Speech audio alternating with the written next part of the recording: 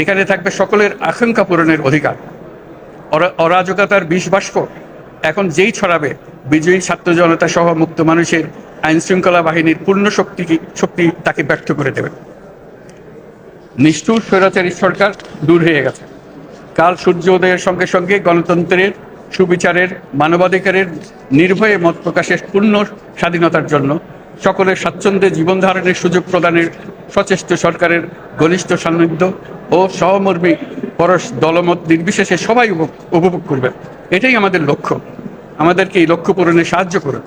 সারা বিশ্ব আজ অবাক হয়ে বলছে, সাবাস বাংলাদেশ, সাবাস বাংলাদেশের ছাত্র জনতা।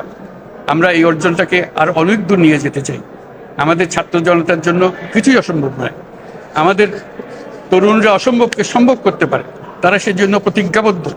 যদি আমরা ঐক্যবদ্ধ থাকি, ধ্বংসাত্মক কর্মকাণ্ড থেকে দূরে থাকি, সবার জন্য মুক্ত পরিবেশ সৃষ্টি করতে পারি, আমাদের বিজয় অবশ্যই হবে। মহান আল্লাহ আমাদের সহায় হন।